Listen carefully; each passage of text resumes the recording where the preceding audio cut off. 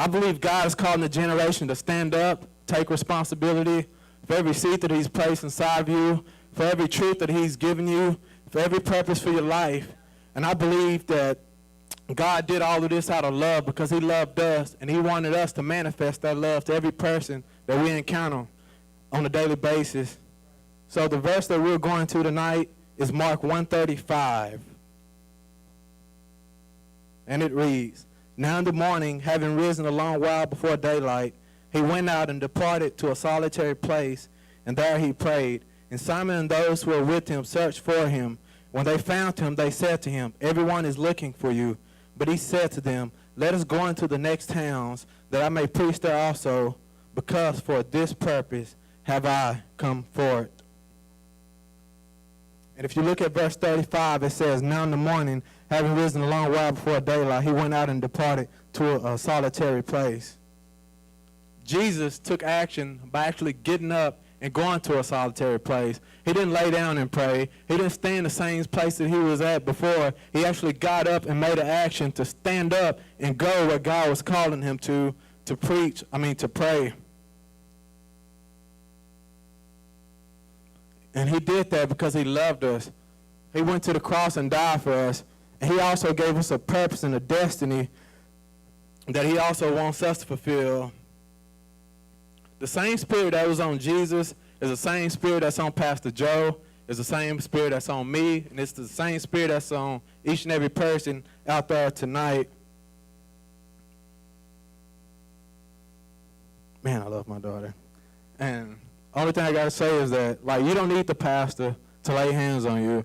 You don't have to call up the pastor to lay hands on you if you haven't first laid hands on your own family members, lay hands on your own friends, to call them into the kingdom for whatever reason that they may come to you. It's up to you, because I believe that not only are we standing in the gap, that we are the gap.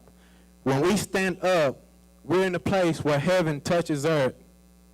Heaven touches earth when we stand up, when we realize that whatever we have inside of us, that God is calling us to do it, and it's time that we, as Christians, stand up and finally do what he's calling us to do. In Esther 4:14, I'm paraphrasing, it says that you were born for such a time as this. Every last person in this room, it wasn't a coincidence or an accident that we were born in this time in history. And I believe that God is moving on this generation to call each and every one of us to do his will on this earth.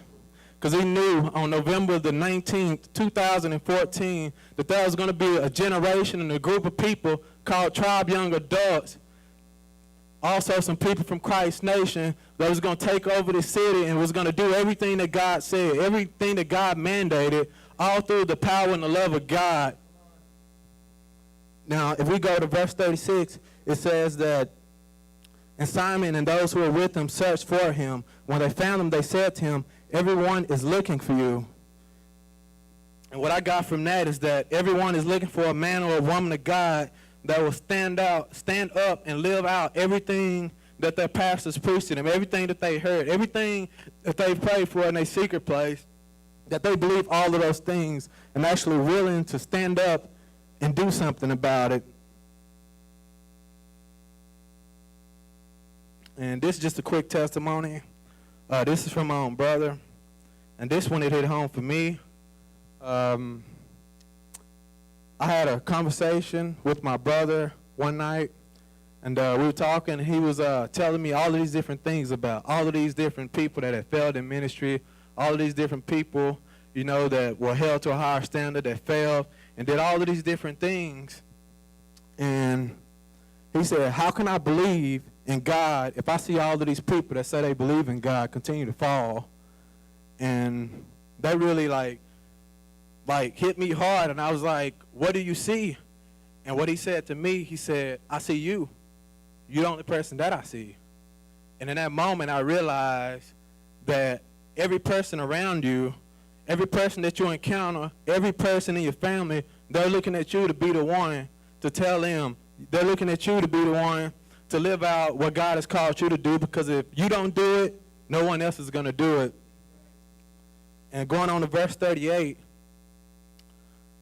it says that he said to them, let us go into the next towns that I may preach there also. For this purpose have I come forth. And what I want to ask you tonight is, what purpose or seed of destiny has God placed inside of you, planting in your heart, that he wants to bring to fruition tonight? And this is my favorite verse of all time. It's the one that I live by. It's John 15:13. And it reads, greater love hath no man than this, than to lay down his life for his friends. And every day I wake up and I just pray that my love outside of these walls is bigger than any message that I can ever preach behind this pulpit. And a wise woman named Autumn Dawson once said that whoever loved the most wins.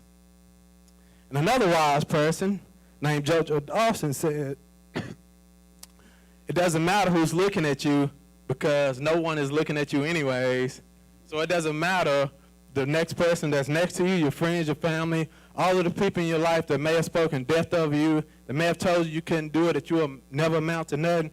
It doesn't matter. The only thing that matters is what God says. And his children, they do hear his voice. And I just know that the love of God is in this place tonight. And I know you heard this message preached before, but who will be the person in this room that will touch the hem of his garment tonight? Who will be the person that actually lays on his chest like John the Beloved and actually hears his heartbeat? And I believe that God wants to break some things off of his people tonight in this generation, so people can stand up and can take action for the purpose and the destiny that he has placed inside of you.